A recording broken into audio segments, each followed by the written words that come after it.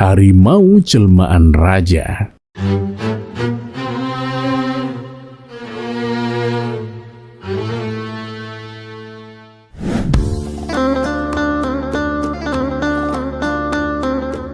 Assalamualaikum warahmatullahi wabarakatuh. Semoga semua kebaikan terlimpah kepada kita semua. Amin ya rabbal alamin. Apa jadinya jika seorang raja yang disegani tiba-tiba berubah menjadi pemarah dan ditinggalkan oleh para menterinya?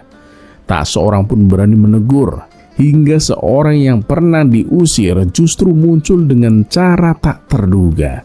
Kisah ini memperlihatkan bagaimana seekor harimau bisa menjadi cermin bagi seorang penguasa. Dan inilah kisah lengkapnya. Entah mengapa, tanpa sebab yang jelas, Baginda Raja tiba-tiba menjadi sangat emosional. Ia memarahi para menterinya tanpa alasan yang pasti. Abu Nawas yang saat itu berada di istana pun tak luput dari amarahnya. Karena murka yang memuncak, Baginda Raja mengusir Abu Nawas dan melarangnya menginjakkan kaki di istana lagi. Beberapa hari setelah peristiwa itu, banyak para warga mengeluhkan perubahan sikap Baginda Raja. Kini ia mudah tersinggung dan gampang marah. Bahkan beberapa menteri memilih mengundurkan diri karena takut menjadi sasaran kemarahannya. Akibatnya jumlah menteri di istana semakin berkurang. Hal ini membuat Baginda Raja khawatir. Ia pun membuka kesempatan bagi rakyat untuk menduduki jabatan sebagai menteri. Namun tak seorang pun berani mendaftar. Menghadapi keadaan tersebut, Baginda Raja semakin bingung. Ia lalu bertanya kepada penasihat istana yang masih setia mendampinginya. Apa yang terjadi dengan kerajaan ini? Mengapa menjadi seperti ini? Tanya Baginda Raja. Ampun yang mulia. Semua ini terjadi karena sikap Paduka akhir-akhir ini. Paduka mudah emosi dan tanpa sebab menghukum menteri yang tidak bersalah. Itulah sebabnya mereka tidak tahan menjadi menteri istana. Sebaiknya Paduka memeriksakan diri. Barangkali di sana letak solusinya, jawab sang penasehat dengan hati-hati. Kamu kira aku sakit? Lancang sekali ucapanmu, bentak Baginda Raja. Dengan marah, ia pun memerintahkan para pengawal untuk menangkap dan memenjarakan penasehat tersebut. Kabar dipenjarakannya penasehat istana pun akhirnya sampai ke telinga Abu Nawas. Bagaimana ini Abu Nawas? Tanya salah satu warga. Harus ada seseorang yang bisa menyadarkan Baginda Raja, Abu Nawas, kata warga lainnya. Benar itu, tapi kalau kami yang melakukannya tidak mungkin. Penasihat istana saja di penjara, apalagi kami rakyat kecil, timpal yang lainnya. Abu Nawas termenung sejenak, memutar otak mencari jalan keluar. Dan tak lama kemudian muncul ide konyol di benaknya. Ya sudah, begini saja. Kalian semua sebarkan kabar bahwa aku diterkam harimau peliharaanku yang aku rawat dari kecil, kata Abu Nawas. Warga pun menuruti perkataannya, meskipun mereka tidak memahami maksud di balik rencana tersebut. Dan singkat cerita, seluruh penduduk Baghdad dihebohkan oleh kabar bahwa Abu Nawas diterkam harimau peliharaannya. Berita itu cepat menyebar hingga sampai ke telinga Baginda Raja. Benar Abu Nawas diterkam harimau? Tanya Baginda Raja kepada salah satu menterinya. Menurut kabar yang beredar, memang benar Paduka, jawab sang menteri. Sejak kapan Abu Nawas memelihara harimau? Hamba kurang tahu yang mulia. Namun yang hamba dengar, ia memeliharanya sejak masih bayi. Waduh, kalau benar ia mati, berarti aku telah mengusir orang yang setia, gumam Baginda Raja dengan pelan. Namun wajahnya tetap keras. Ia segera memerintahkan para pengawal. Kalau kabar itu bohong, aku sendiri yang akan menghukumnya karena menyebar fitnah di negeriku. Ancaman itu pun menyebar lebih cepat daripada kabar harimau. Ketika Baginda Raja tiba di rumah Abu Nawas dan melihatnya duduk santai, wajahnya langsung berubah. Jadi kamu mempermainkanku Abu Nawas, kata Baginda Raja dengan suara yang dingin. Pengawal di belakangnya pun bersiap untuk menarik pedang. Orang-orang berkata kamu diterkam harimau. Jika ini hanya sandiwara, hukumanmu akan lebih berat daripada sebelumnya, Abu Nawas. Suasana pun mendadak tegang, namun Abu Nawas tetap tenang. Ampun Paduka, memang benar saya hampir diterkam oleh harimau Paduka. Di mana harimau itu sekarang? Bentak Baginda Raja. Nah, itu di dekat Paduka, jawab Abu Nawas dengan pelan. Para pengawal pun langsung siaga. Apa maksudmu Abu Nawas? Tanya Baginda Raja dengan tajam. Abu Nawas pun tidak mundur. Harimau itu bukan hewan Paduka, melainkan tabiat buruk yang kita pelihara. Ia jinak saat diberi makan kesabaran. Namun jika dibiarkan lapar oleh amarah, ia akan menerkam siapa saja, bahkan pemiliknya sendiri Paduka. Baginda Raja terdiam. Abu Nawas melanjutkan, kali ini lebih berani. Paduka telah memelihara harimau itu beberapa hari ini, dan ia membuat para menteri lari. Ia memakan kepercayaan rakyat, dan hampir saja memakan kebijaksanaan Paduka sendiri. Keadaan pun menjadi sunyi. Tak ada yang berani bernafas dengan keras. Beberapa detik terasa seperti hukuman mati bagi Abu Nawas. Lalu perlahan wajah Baginda Raja berubah. Ia melihat bukan ejekan, tapi cermin. Jadi yang harus kulepaskan itu bukan harimau di hutan, melainkan harimau dalam diriku sendiri. Abu Nawas pun menunduk dengan hormat. Dan di hari itu bukan hanya penasehat yang dibebaskan, tetapi juga kerajaan yang hampir ditelan oleh amarah rajanya sendiri.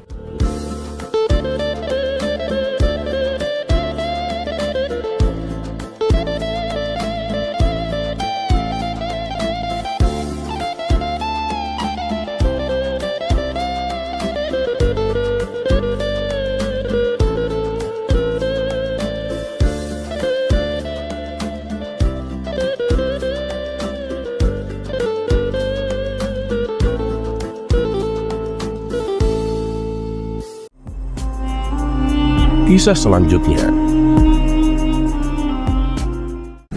domba hitam putih.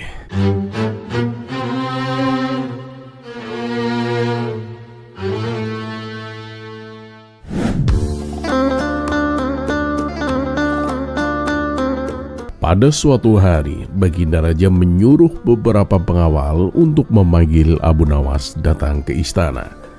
Dan dengan sigap, para pengawal langsung melaksanakan tugas yang diperintahkan. Tuan Abu, Anda diminta datang ke istana sekarang juga, Tuan, kata salah satu pengawal. Abu Nawas yang sedang duduk santai pun merasa sedikit terganggu dengan perintah tersebut. Apakah tidak bisa menunggu besok saja? Aku sedang malas keluar, ucap Abu Nawas. Ini titah Paduka Raja, Tuan Abu. Tuan Abu harus mematuhinya, balas si pengawal. Maka dengan berat hati, Abu Nawas pun memenuhi panggilan raja untuk datang ke istana. Dan singkat cerita, datanglah Abu Nawas menghampiri Baginda Raja yang tengah duduk di singgah sananya. Ampun Paduka yang mulia, ada gerangan apa Paduka memanggil hamba? Tanya Abu Nawas. Begini Abu Nawas, aku akan mengajakmu jalan-jalan keluar istana. Aku ingin mengetahui kondisi rakyatku, jawab Baginda Raja. Oh begitu Paduka, hamba siap menemani Paduka, sahut Abu Nawas. Dengan didampingi beberapa pengawal, Baginda Raja dan Abu Nawas berjalan-jalan keliling Baghdad. Di setiap kampung yang mereka lalui, membuat Baginda Raja merasa bangga dan puas karena kondisi ekonomi rakyatnya kini bertambah makmur dan sejahtera. Hingga sampailah mereka di sebuah pedesaan yang jauh dari hiruk-pikuk keramaian kota. Di sana, Baginda Raja mendapati seorang anak gembala yang tengah duduk istirahat sambil mengamati domba-domba peliharaannya. Domba-dombanya itu sangat sehat dan gemuk. Anak itu pasti pandai merawatnya, kata Baginda Raja dalam hati. Karena penasaran, Baginda Raja pun mengajak Abu Nawas untuk menghampirinya. Abu Nawas, coba kamu tanya anak itu, bagaimana cara dia merawat domba-dombanya? Titah Baginda Raja. Siap Paduka Yang Mulia, balas Abu Nawas. Maka Abu Nawas pun mulai bertanya kepada anak si gembala. Wahai anak kecil, bolehkah aku tanya sesuatu? Boleh, silakan tuan, jawab si anak. Domba-dombamu itu sehat dan gemuk, kamu kasih makan apa? Domba yang mana dulu nih tuan? Yang hitam atau yang putih? Tanya si anak kembali. Yang hitam dulu deh. Oh, kalau yang hitam, dia makannya rumput basah tuan, jawab si anak. Lalu kalau domba yang putih, kamu kasih makan apa? Yang putih juga sama tuan, rumput basah, jawabnya singkat.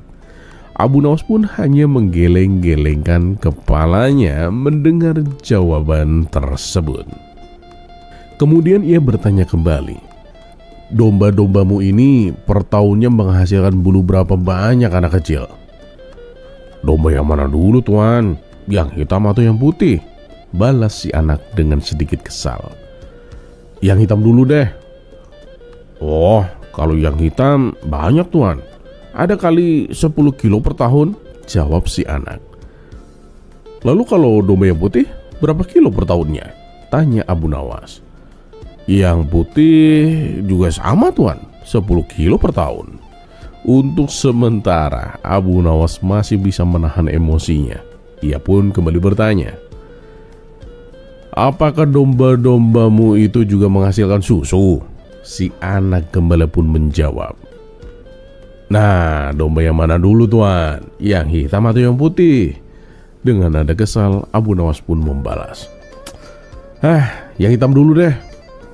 Oh, kalau yang hitam, alhamdulillah selalu menghasilkan susu tuan, jawab si anak gembala. Memangnya kalau yang putih tidak menghasilkan susu? Tanya Abu Nawas. Yang putih juga sama tuan, tiap bulan pasti menghasilkan susu. Karena tak kuat menahan emosinya, Abu Nawas pun lalu membentak si anak gembala. Hei bocah, kenapa sih kamu selalu membedakan antara domba hitam dan putih kalau ternyata jawabannya sama saja? Si anak gembala spontan ketakutan. Dengan bibir bergetar ia pun menjawab, maaf tuan, soalnya domba yang hitam itu adalah milik saya tuan. Mendengar alasan si anak gembala tersebut, Abu Nawas pun merasa bersalah karena terburu-buru emosi. Oh begitu rupanya. Kalau begitu maafkan aku ya nak, karena sempat emosi tadi. Lalu kalau yang putih itu punya siapa nak? Tanya Abu Nawas lebih lembut. Yang putih juga milik saya tuan. Seketika emosi Abu Nawas pun kembali memuncak. Ia pun memilih untuk meninggalkan si anak gembala. Oh dasar bocah sialan, gerutu Abu Nawas. Sementara itu Baginda Raja pun tertawa terpinggal-pinggal melihat kejadian tersebut.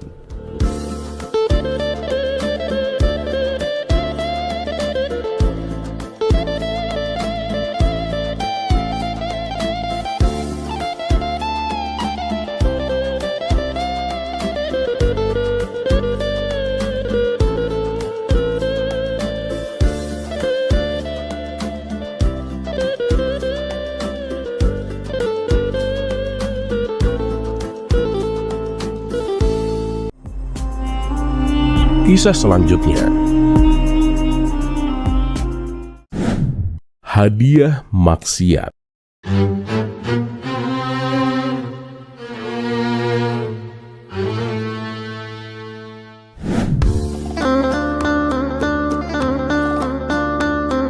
Seperti kita ketahui, hubungan antara Abu Nawas dengan Baginda Raja sangatlah akrab. Hampir setiap hari ia diundang ke istana, sekedar untuk menghibur sang raja. Bahkan Abu Nawas kerap kali membantu memecahkan berbagai masalah yang menimpa kerajaan. Suatu hari ketika Abu Nawas hendak pergi ke istana, ia dihadang oleh seorang lelaki miskin. Abu Nawas, hendak kemana kamu? Tanya lelaki miskin itu. Mau ke istana menghadap baginda raja. Kenapa memangnya? Jawab Abu Nawas. Lelaki itu menghela nafas panjang. Ketahuilah Abu Nawas, aku ini orang yang sering melanggar hukum di negeri ini. Aku sering mabuk-mabukan, tidak pernah bayar pajak, dan sering mencuri makanan. Katakan kepada rajamu itu, hukuman apa yang akan aku terima? Abu Nawas pun mengangguk. Oh, baiklah, nanti akan aku beritahu kepada baginda raja. Dan setelah itu ia pun melanjutkan perjalanannya. Beberapa saat kemudian Abu Nawas berpapasan dengan lelaki kedua. Kali ini seorang yang sangat kaya raya. Abu Nawas, mau kemana kamu? Tanya lelaki itu. Aku mau ke istana menghadap baginda raja, jawab Abu Nawas. Lelaki kaya itu tersenyum dengan bangga. Abu Nawas, aku ini orang yang tidak pernah melanggar hukum. Aku tidak pernah mabuk, berjudi, atau mencuri. Aku juga taat membayar pajak. Katakan kepada rajamu itu, hadiah apa yang pantas aku terima? Mendengar itu, Abu Nawas pun menjawab dengan singkat. Oh, baiklah, nanti akan aku sampaikan kepada baginda raja. Dan sesampainya di istana, Abu Nawas pun menyampaikan kepada baginda raja tentang dua orang yang ia temui di jalan. Sontak, baginda raja marah mendengar kisah lelaki pertama. Wah, kurang ajar.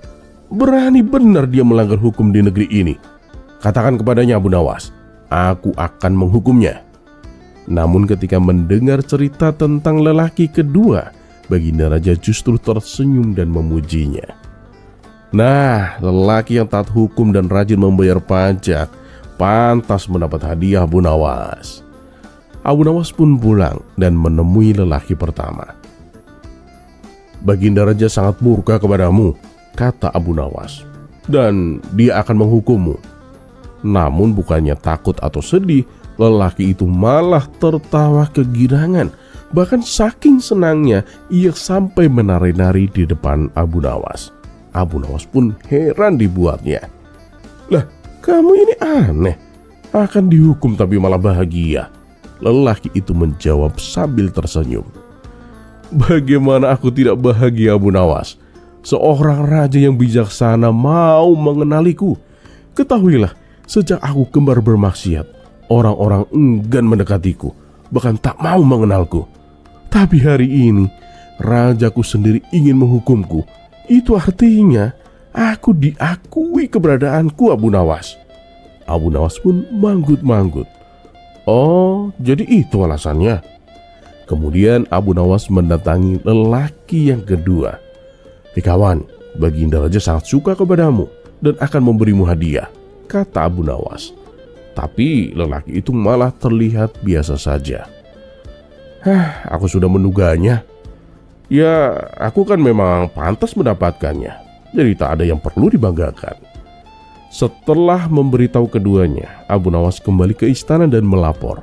Baginda raja pun memerintahkan. Baiklah Abu Nawas, besok suruh keduanya menghadap ke istana. Dan keesokan harinya, kedua lelaki itu pun datang. Namun yang terjadi justru sebaliknya. Lelaki pertama disuruh pulang dan diberi hadiah, sedangkan lelaki kedua malah dijebloskan ke penjara. Abu Nawas pun terkejut. Ia pun segera menghadap baginda raja. Ampun Paduka yang mulia, sepertinya Paduka telah salah menghukum orang. Lelaki pertama itu pelaku maksiat dan melanggar hukum Paduka, tapi malah dibebaskan bahkan diberi hadiah. Sedangkan lelaki kedua yang taat dan jujur justru dihukum penjara. Mengapa bisa demikian Paduka? Baginda raja pun tersenyum dengan bijak. Begini Abu Nawas, lelaki pertama meskipun berbuat salah, ia tetap bahagia dengan apapun yang aku berikan, bahkan jika itu hukuman. Ia menghargai dan bangga dengan pemberianku. Karena itu aku membebaskannya dan memberinya hadiah, dengan syarat ia tidak mengulangi perbuatannya. Nah, lelaki yang kedua, ia sama sekali tidak menghargai pemberianku. Padahal aku ini rajanya, Karena kesombongan dan rasa angkuhnya, aku menghukumnya sebagai pelajaran. Mendengar penjelasan itu, Abu Nawas pun akhirnya memahaminya.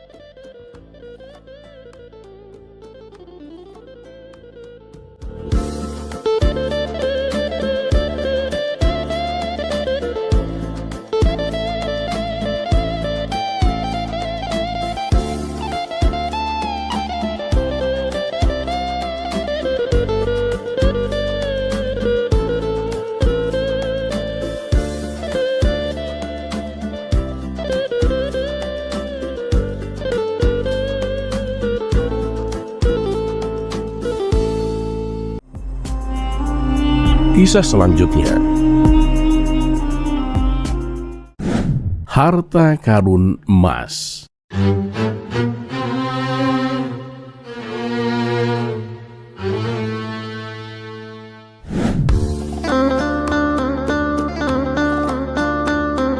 Pada suatu pagi yang cerah, Abu Nawas mengawali aktivitasnya dengan meminum secangkir teh hangat buatan istri tercinta. Setelah waktu beranjak siang, Abu Nawas memutuskan pergi ke warung tempat biasa ia nongkrong bersama teman-temannya. Dan sesampainya di sana, ternyata teman-temannya sudah menunggu kedatangannya. Ia pun langsung duduk dan membaur bersama mereka. "Ya Abu Nawas, sudah dengar kabar terbaru belum?" kata salah satu temannya. "Kabar apa itu?" tanya Abu Nawas penasaran. "Katanya hakim di kota kita sekarang sudah diganti yang baru, Abu Nawas," jawab temannya. "Memangnya hakim yang lama kenapa?" tanya Abu Nawas. "Hakim yang lama dipecat, katanya sih karena ketahuan korupsi." "Oh, hakim yang baru juga nanti sama seperti itu," timpal Abu Nawas. "Maksudmu gimana, Abu Nawas? Apa hakim yang baru juga suka korupsi?" tanya mereka. "Begini kawan-kawan, bukankah hobi pejabat menumpuk harta kekayaan? Bisa jadi hakim yang baru juga gemar mengoleksi emas dan berlian," ucap Abu Nawas.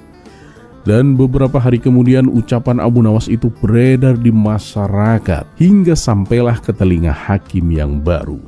Mendengar kabar itu, sang hakim pun menjadi geram. Ia ingin memberi pelajaran kepada Abu Nawas, lalu memerintahkan beberapa prajurit untuk menangkapnya. Mengetahui dirinya akan ditangkap, Abu Nawas pun segera kabur dan bersembunyi di hutan. Di sana ia terus memikirkan bagaimana caranya supaya bisa lepas dari hukuman. Setelah merenung agak lama, muncullah ide yang cemerlang. "Aku sudah tahu caranya. Lebih baik aku ke rumah Tuan Hakim sekarang juga," pikir Abu Nawas dengan wajah ceria. Setibanya di rumah hakim, sang hakim dibuat kaget oleh kedatangan Abu Nawas. Ia menunjukkan sikap seolah-olah setia dan patuh. "Beberapa hari ini prajuritku mencarimu, Abu Nawas, tapi tidak pernah ketemu. Tiba-tiba sekarang kamu datang ke rumahku," kata sang hakim dengan nada emosi. "Ampun Tuan Hakim, sebenarnya saya ingin menghadap Tuan lebih awal supaya saya bisa segera mendapat hukuman," balas Abu Nawas. "Bagus, berarti kamu taat pada hukum. Lalu apa yang membuatmu menunda kedatanganmu?" tanya hakim. "Saya sangat sibuk Tuan Hakim." "Sibuk? Sibuk apa kamu?" "Begini Tuan Hakim, kemarin secara tidak kebetulan saya menemukan uang 10.000 dinar Tuan," jawab Abu Nawas. Sang hakim pun terperangah mendengar itu. "Uang 10.000 dinar? Itu bukan uang sedikit, Abu Nawas. Dari mana kamu menemukannya?" "Dari bawah tanah rumahku Tuan. Jadi ketika aku sedang mencangkul tanah, tidak sengaja aku menemukan emas Tuan. Setelah aku coba tawar-tawarkan, ternyata harganya senilai 10.000 dinar Tuan," jawab Abu Nawas. "Wah, kamu sungguh beruntung Abu Nawas. Lantas apa yang akan kamu lakukan dengan uangmu itu?" tanya sang hakim penasaran. "Rencananya sih 200 dinar akan saya belanjakan untuk membeli tanah Tuan. Lalu tanah tersebut akan saya bangun menjadi istana megah. Mungkin biayanya sekitar 300 dinar. Kemudian saya membeli perlengkapan untuk istana seperti kursi mewah, karpet mahal, dan kisarannya kurang lebih sekitar 100 dinar Tuan. Saya juga ingin memberikan istri saya perhiasan emas yang paling bagus. Kira-kira 100 dinar, Tuan. Jelas Abu Nawas. Sang hakim pun semakin tertarik. Masih banyak sisa uangnya, Abu Nawas. Akan kamu apakan lagi? Saya akan memberikan 100 dinar kepada orang-orang miskin di kota ini, Tuan. Jawab Abu Nawas. Lalu sisanya? Masih banyak, Abu Nawas? Tanya sang hakim makin penasaran.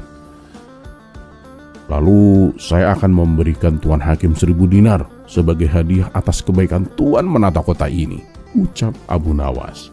Mendengar itu, mata sang hakim pun langsung berbinar.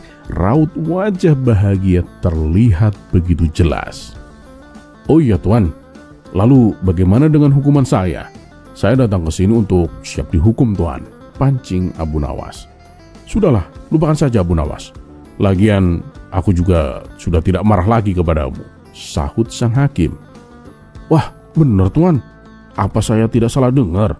Tanya Abu Nawas memastikan. Benar, kamu sudah saya maafkan. Kamu bebas dari hukuman, Abu Nawas, ujar sang hakim. Dan selanjutnya sang hakim pun mengajak Abu Nawas makan siang di rumahnya. Hidangan lezat dan istimewa pun disuguhkan. Setelah selesai makan, sang hakim kembali bertanya, ngomong-ngomong, emasnya sudah kamu jual belum, Abu Nawas? Ya, belum, Tuan Hakim. Oh, ternyata belum. Tapi kamu menyimpannya di tempat yang aman, kan? Tanya Tuan Hakim. Itu dia masalahnya, Tuan. Sewaktu aku kebingungan mencari tempat yang aman, istriku membangunkanku dari tidur, Tuan. Dan saat aku terbangun, aku tak menemukan apapun di tanganku. Ini semua gara-gara istriku, Tuan. Coba kalau dia membangunkanku setelah aku menyimpan emasnya. Pasti emas itu aman, tutur Abu Nawas. Jadi, maksudmu emas yang kamu bicarakan ini hanya di mimpi? Tanya sang hakim kaget. Ya, kurang lebih seperti itu, Tuan, jawab Abu Nawas.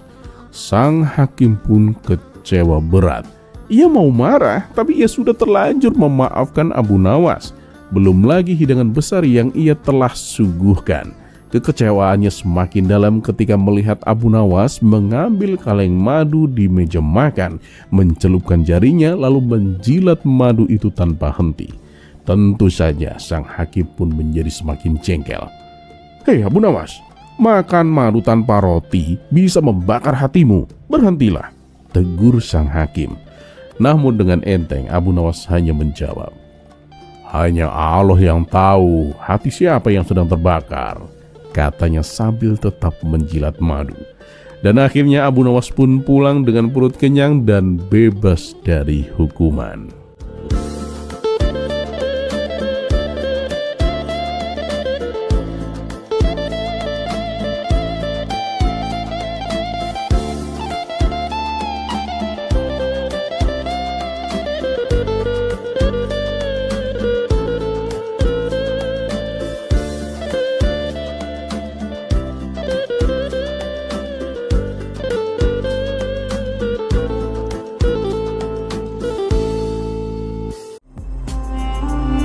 Kisah selanjutnya, ingkar janji.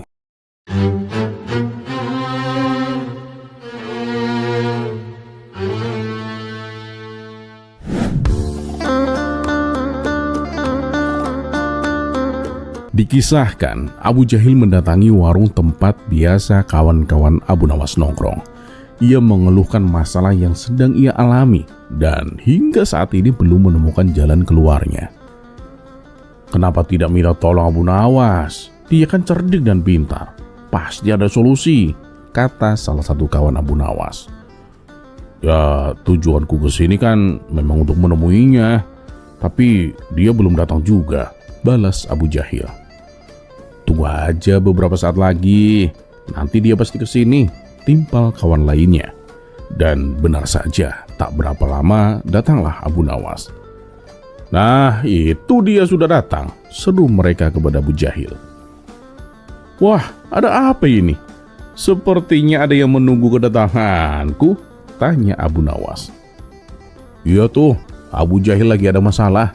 Barangkali kamu bisa membantunya, jawab mereka. Apa benar Abu Jahil? Tanya Abu Nawas. Iya Abu Nawas, aku datang ke sini untuk meminta bantuanmu, jawab Abu Jahil. Oh, apa masalahmu? Tanya Abu Nawas kembali.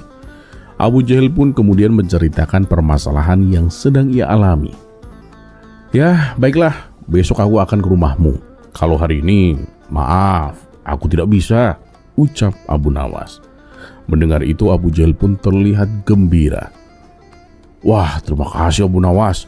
Besok aku tunggu di rumah ya, balas Abu Jahil. Dan singkat cerita, keesokan harinya Abu Jahil menanti kedatangan Abu Nawas dengan penuh harapan. Akan tetapi hingga menjelang siang, Abu Nawas tak kunjung datang. Abu Jahil masih mencoba bersabar. Namun ketika waktu sudah menunjukkan sore hari, Abu Nawas pun masih belum datang juga. Hal ini membuat Abu Jahil geram. Gimana sih Abu Nawas? Katanya mau ke sini. Sudah sore begini tapi belum datang, gerutunya. Akhirnya ia memutuskan mendatangi rumah Abu Nawas. Sesampainya di sana, rumahnya terkunci. Rupanya Abu Nawas sedang pergi keluar. Hati Abu Jahil pun semakin dongkol. Ia pun menulis sesuatu pada secari kertas lalu menempelkannya di depan pintu itu. Tulisan itu berbunyi, "Orang bodoh." Setelah itu, ia pergi meninggalkan rumah Abu Nawas dan kembali menuju warung tempat kawan-kawan Abu Nawas biasa berkumpul. Gimana Abu Jahil? Apa sudah beres? Tanya mereka. Apanya yang beres? Abu Nawas ingkar janji. Dia sama sekali tidak datang ke rumahku. Aku pikir dia bersama kalian, ujar Abu Jahil. Ah, tidak Abu Jahil. Justru dia dari pagi tidak kemari. Kita sangka dia ke rumahmu, jawab mereka.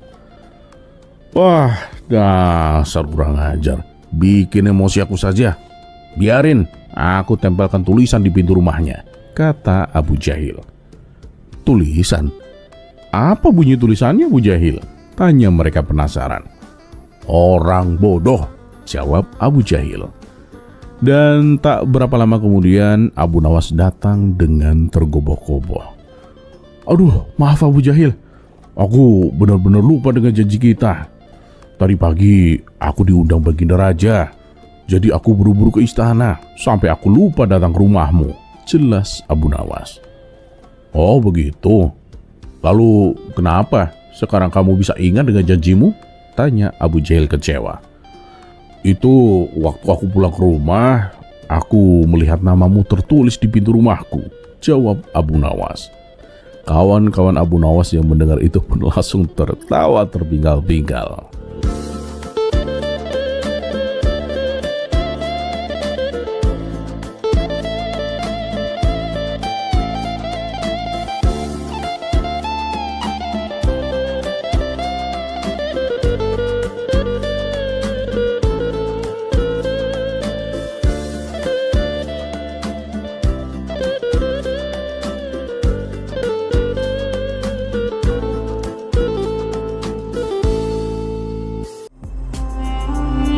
Kisah selanjutnya. Janji 10 dinar.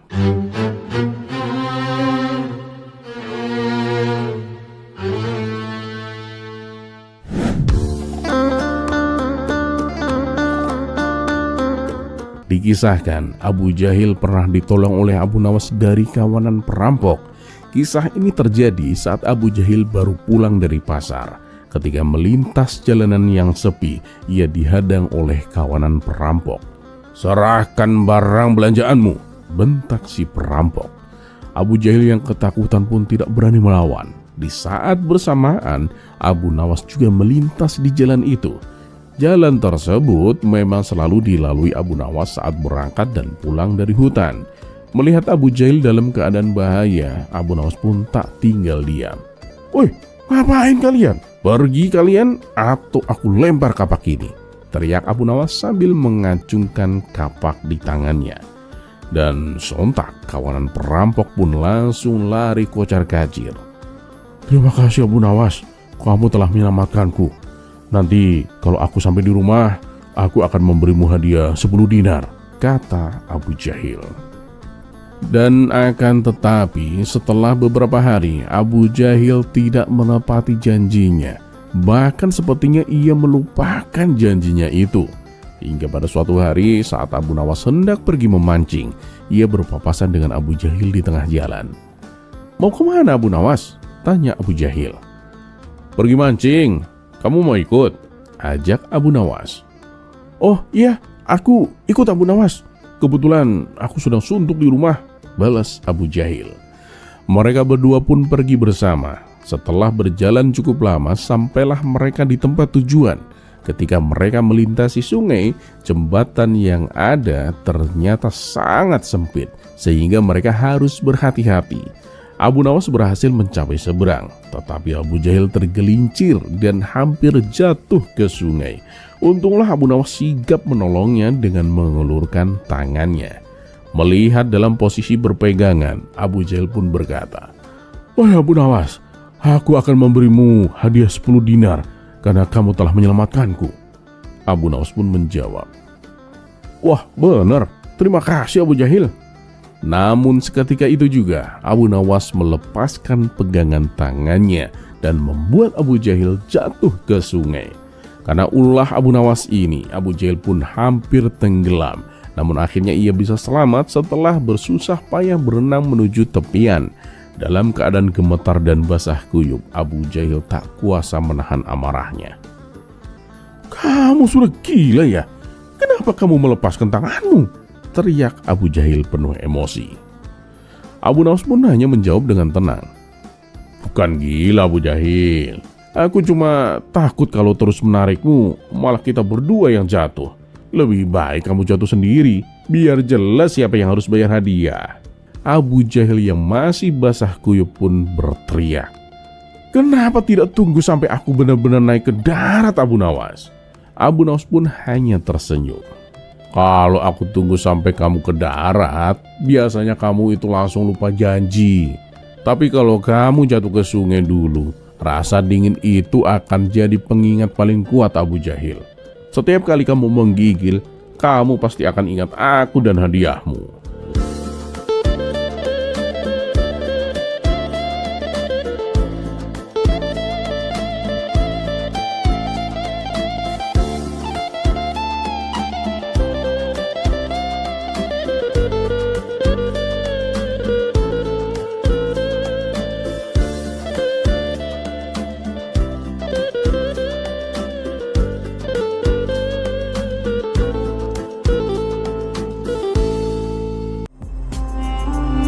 Kisah selanjutnya,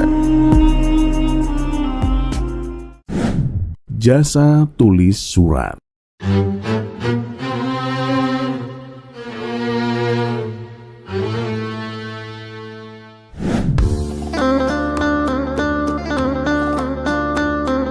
Tidak jauh dari rumah Abu Nawas ada seorang tetangga bernama Ali. Ali ini orangnya baik, tapi sayangnya Ali buta huruf dan tidak pandai menulis. Suatu hari saat istrinya sedang berada di negeri seberang, Ali ingin mengirimkan surat kepadanya. Namun ia bingung harus meminta tolong kepada siapa. Setelah berpikir sejenak, terlintaslah nama Abu Nawas di benaknya. Lebih baik aku minta tolong saja kepada Abu Nawas. Dia kan orangnya baik dan suka menolong, pikir Ali dalam hati. Tanpa menunggu lama, ia pun bergegas menuju rumah Abu Nawas. "Oi Tuan Abu, maukah engkau menolongku?" pinta Ali. "Insya Allah, ada apa Ali?" tanya Abu Nawas. "Aku ingin mengirim surat untuk istriku Tuan. Tapi aku ini kan buta huruf Tuan Abu. Maukah engkau menuliskannya untukku?" ujar Ali memohon. Mendengar permintaan itu, Abu Nawas terdiam sejenak. Ia sebenarnya bisa menulis, tapi tulisan tangannya terlalu jelek dan sulit dibaca oleh orang lain. Karena itu ia berusaha menolak dengan berbagai alasan. Namun Ali terus mendesak agar Abu Nawas bersedia menolongnya. Setelah berpikir cukup lama, akhirnya Abu Nawas mengangguk. "Baiklah Ali, aku akan menolongmu. Tapi jauh tidak tempat tinggal istrimu? Tanya Abu Nawas. Ali pun mengernyit heran.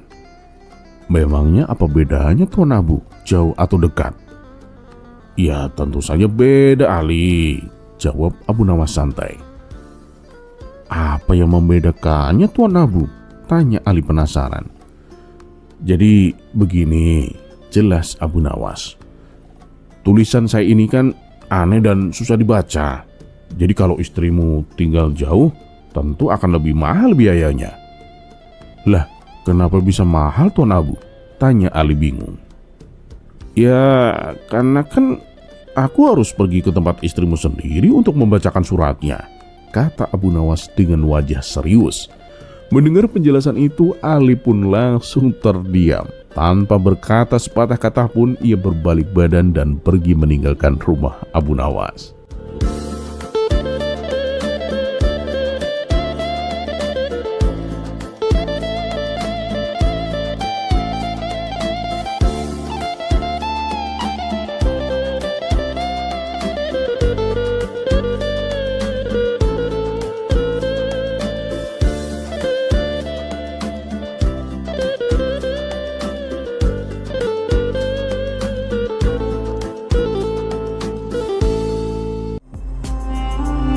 Kisah selanjutnya, jurus menghilang.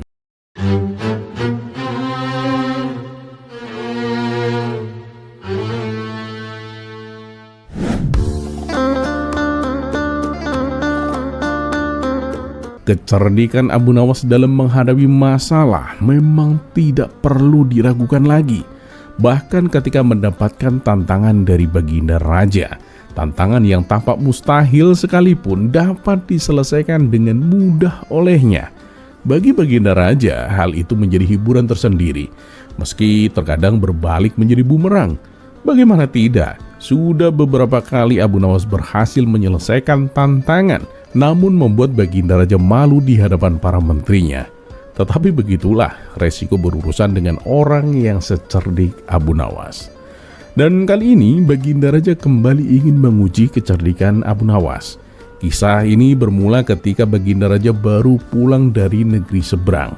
Ia menceritakan pengalamannya selama di sana, termasuk tentang seorang pengawal pribadi Raja negeri seberang yang terkenal sakti. Konon pengawal itu bisa muncul tiba-tiba tanpa ada yang tahu dari mana ia datang. Maksud Paduka, pengawal itu bisa menghilang? Tanya seorang menteri terkejut. Benar, wahai menteriku, jawab Baginda Raja. Jadi saat itu aku duduk bersama Raja negeri seberang, dan di kanan kirinya tidak ada pengawal. Ketika aku bertanya kenapa pengawalnya tidak mendampinginya, ia hanya tersenyum lalu memanggil nama pengawalnya. Lah, tiba-tiba pengawal itu muncul dan berdiri tepat di depan kami. Bisa jadi pengawal tersebut sangat lihai menyamar, Paduka, jawab sang menteri. Atau mungkin malah dia itu jin, Paduka. Baginda Raja pun mengangguk. Mendengar cerita itu, sang menteri pun tiba-tiba mendapatkan ide sebuah tantangan. Paduka yang mulia, katanya, selama ini kan setiap tantangan yang Paduka berikan selalu berhasil dijawab oleh Abu Nawas. Bagaimana jika kali ini kita menantangnya untuk menjadi seperti pengawal sakti itu, Paduka? Maksudnya gimana?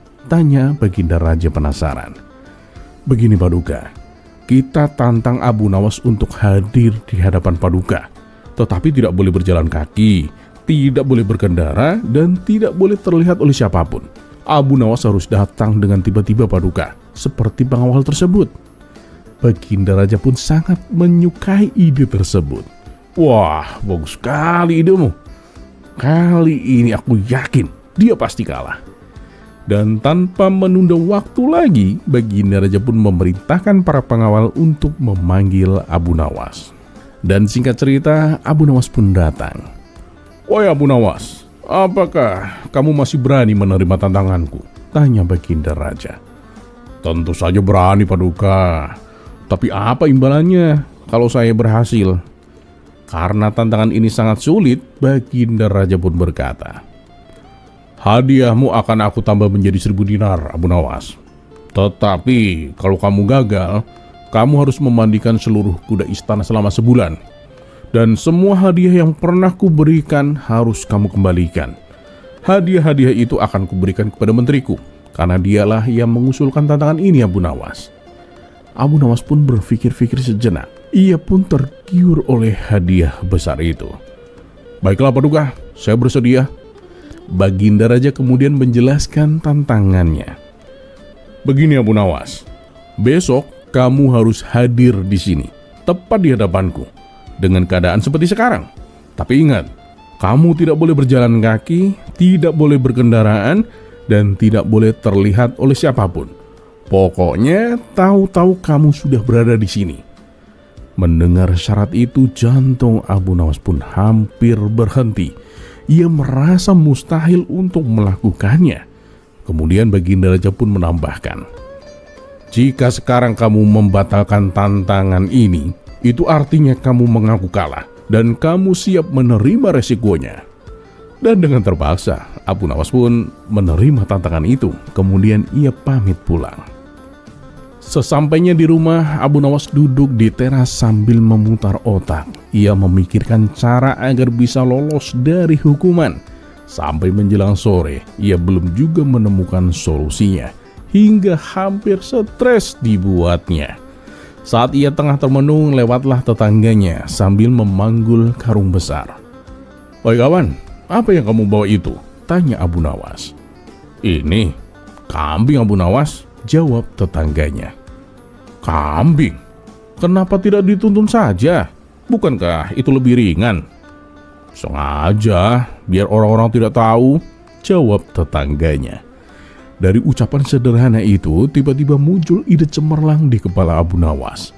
Esoknya, Abu Nawas menemui menteri yang menjadi pencetus tantangan tersebut.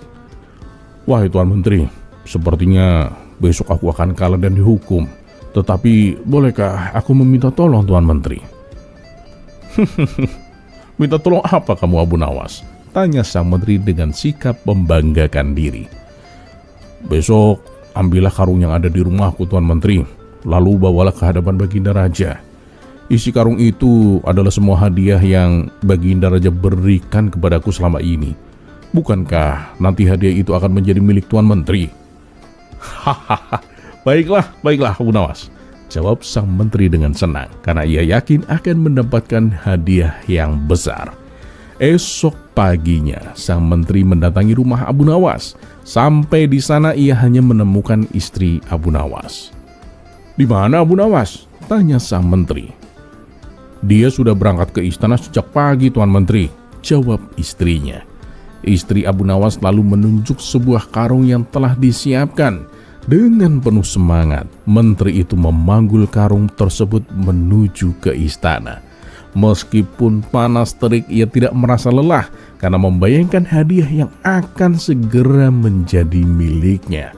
Setibanya di istana, ia pun menghadap Baginda Raja. "Wahai menteriku, apa yang kamu bawa itu? Dan mana Abu Nawas?" tanya Baginda Raja. "Loh, saya kira dia sudah ada di sini Paduka. Kata istrinya Abu Nawas berangkat sejak pagi. Nah, kalau karung ini isinya semua hadiah yang selama ini ia kumpulkan Paduka." Baginda Raja pun mengangguk. Ya.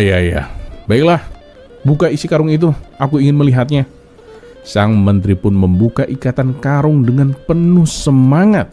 Namun begitu karung dibuka, tiba-tiba keluarlah Abu Nawas dari dalam karung. "Hamba sudah tiba Paduka. Tidak berjalan kaki, tidak berkendaraan, dan tidak terlihat oleh siapapun Paduka," ucap Abu Nawas sambil tersenyum. Baginda Raja yang terkejut pun lalu tertawa terpinggal-pinggal. "Kau memang sangat cerdik Abu Nawas."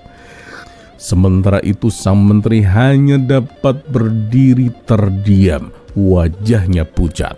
Bukan hanya tidak mendapatkan hadiah, tetapi ia justru membantu Abu Nawas menyelesaikan tantangan tersebut.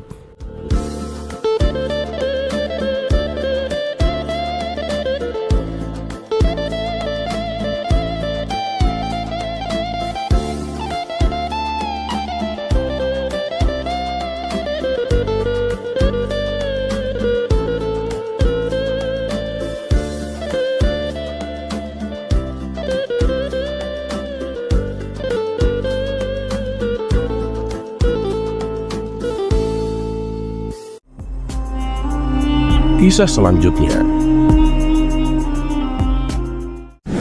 Kambing dan kiamat.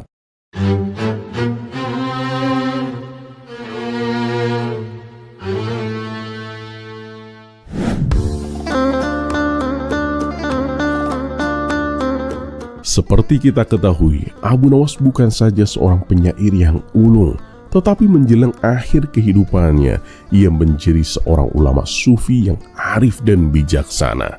Sejak saat itulah Abu Nawas mengisi hari-harinya dengan beribadah kepada Allah. Ia juga senantiasa membantu masyarakat setiap kali ada yang membutuhkan pertolongannya. Perubahan sikap Abu Nawas membuat masyarakat semakin segan dan menghormatinya. Namun kebaikan hatinya yang suka memberi sempat dimanfaatkan oleh kawan-kawan lamanya. Diceritakan Abu Nawas memiliki beberapa hewan peliharaan.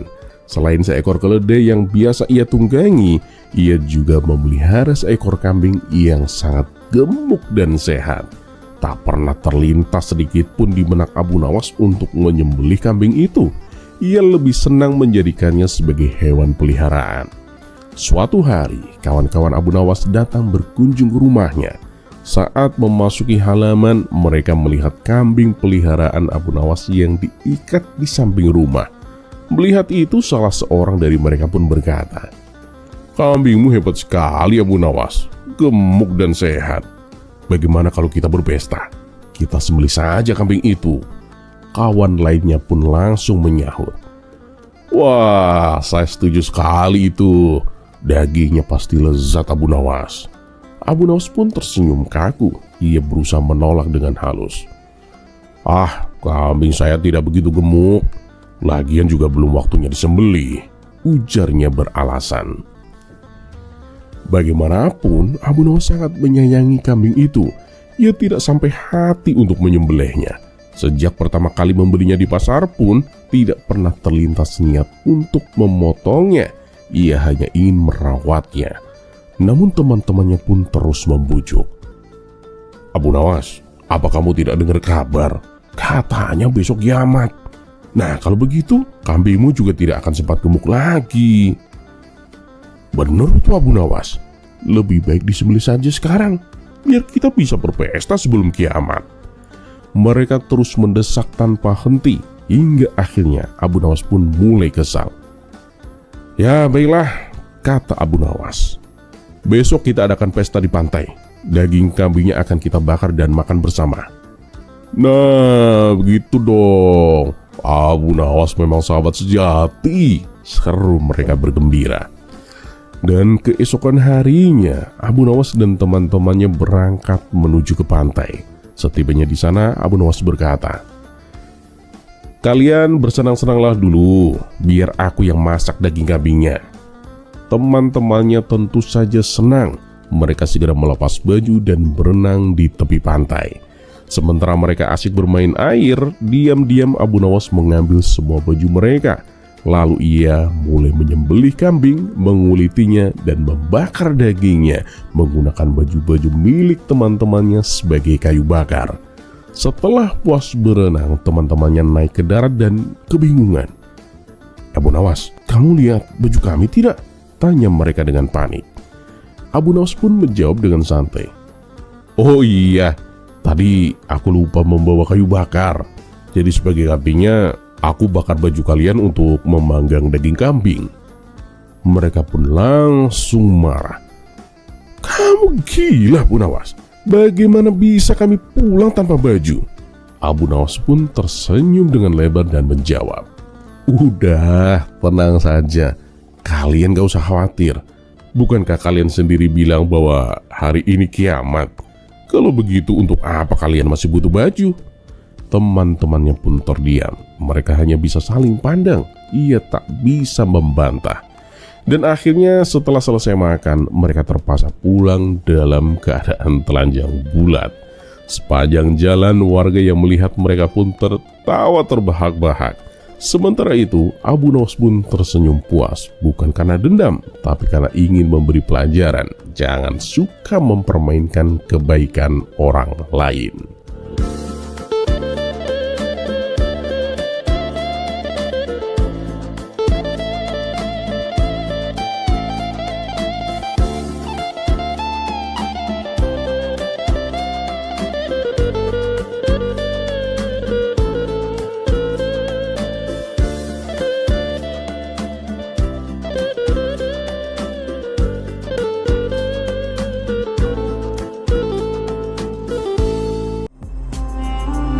kisah selanjutnya.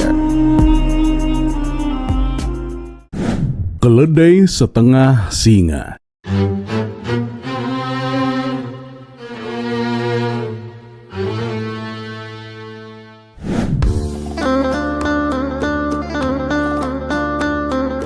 Pada suatu hari, Baginda Raja ingin kembali mengerjai Abu Nawas. Kali ini ia memerintahkan Abu Nawas untuk membawakannya seekor keledai. Tentu saja tugas tersebut sangatlah mudah. Akan tetapi, sesampainya Abu Nawas di istana, Baginda Raja berkata kepadanya, "Abu Nawas, masukkan singa itu ke dalam kandang." Awalnya Abu Nawas bingung mendengar perkataan Baginda Raja itu. "Ampun Paduka yang mulia, maksud Paduka singa yang mana?" tanya Abu Nawas. "Itu yang kamu bawa," jawab Baginda Raja. "Tapi bukankah ini seekor keledai Paduka?" sahut Abu Nawas. "Ho, mulai sekarang hewan itu adalah singa Abu Nawas. Kalau kamu tidak setuju, maka kamu akan dihukum," kata Baginda Raja. Sejenak Abu Nawas terdiam. Ia mulai menyadari bahwa dirinya telah masuk jebakan Baginda Raja. Jangan sampai aku masuk ke dalam jebakannya lebih dalam. Aku harus mencari cara, pikir Abu Nawas. "Tapi Paduka, bagaimana bila para menteri istana mengatakan kalau hewan ini adalah keledai?" tanya Abu Nawas. "Siapapun yang mengatakan kalau hewan ini adalah keledai, maka akan mendapatkan hukuman," ancam Baginda Raja. "Baiklah Paduka yang mulia, hamba akan memasukkan singa ini ke dalam kandang," ucap Abu Nawas. "Bagus, nanti setelah itu akan ada tugas baru untukmu," timpal Baginda Raja. "Tugas apa lagi Paduka?" tanya Abu Nawas. "Tugasnya masih berkaitan dengan singa itu," jawab Baginda Raja. Ternyata dugaan Abu Nawas benar. Di balik perkataan Baginda Raja yang menyebutkan keledai itu sebagai singa, ada sebuah perangkap. Namun hal ini sudah diantisipasi oleh Abu Nawas. Ketika ia akan memasukkan keledai itu ke dalam kandang, tiba-tiba ia memukulnya sekeras-kerasnya. Perilaku Abu Nawas membuat si keledai berontak kesakitan, lari ke sana kemari hingga masuk ke ruangan istana. Baginda Raja dan para menteri menjadi panik karena si keledai berlari tak terkendali dan menabrak perabotan istana hingga hancur berantakan. Para menteri mencoba menangkapnya, namun justru membuat keledai semakin liar. Di tengah suasana kacau itu, Abu Nawas hanya berdiam diri. Baginda Raja pun menjadi emosi melihatnya. "Hei Abu Nawas, kenapa kamu diam saja? Cepat tangkap dia," bentak Baginda Raja. "Ampun Paduka yang mulia, hamba takut Paduka kalau hamba malah diterkam dan dimangsa olehnya," jawab Abu Nawas. "Mana ada keledai bisa menerkam dan memangsa manusia? Kamu ini jangan mengada-ngada Abu Nawas. Ayo cepat tangkap," bentak Baginda Raja semakin panik. Akhirnya Abu Nawas pun menuruti perintah tersebut. Tanpa perlu waktu lama, ia berhasil menangkap keledai itu. Lalu dengan suara lantang ia berkata, "Wahai prajurit, tangkap Baginda Raja dan hukum dia." Spontan Baginda Raja pun terkejut mendengarnya. "Apa-apaan kamu Abu Nawas? Kamu jangan kurang ajar padaku," hardik Baginda Raja. "Ampun Paduka yang mulia, saya sama sekali tidak bermaksud kurang ajar. Saya hanya menjalankan apa yang Paduka perintahkan," sahut Abu Nawas. "Maksudmu apa Abu Nawas?" tanya Baginda Raja kebingungan.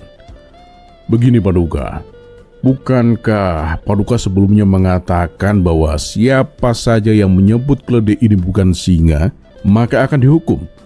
Tadi Paduka menyuruh saya untuk menangkap keledai tersebut. Padahal saya sudah mengatakan bahwa saya takut diterkam dan dimangsa karena saya menganggap hewan ini adalah singa. Kemudian Paduka mengatakan bahwa itu adalah seekor keledai. Paduka berkata kepada saya, mana mungkin keledai bisa menerkam dan memangsa manusia. Nah, dengan begitu, Paduka telah melanggar aturan Paduka sendiri. Dan Paduka harus dihukum," jelas Abu Nawas. Seketika wajah Baginda Raja pucat pasi karena termakan ucapannya sendiri. Namun dengan penuh kerendahan hati, Abu Nawas kembali berkata, "Tapi tidak elok rasanya kalau seorang raja harus dihukum. Paduka ini adalah raja yang bijak. Permintaan saya hanya satu, Paduka. Izinkan saya pulang membawa singa ini." Akhirnya Baginda Raja pun mengabulkan permintaan Abu Nawas. Niat menjebak Abu Nawas pun kembali gagal. Yang ada justru Baginda Raja sendiri yang harus menanggung malu.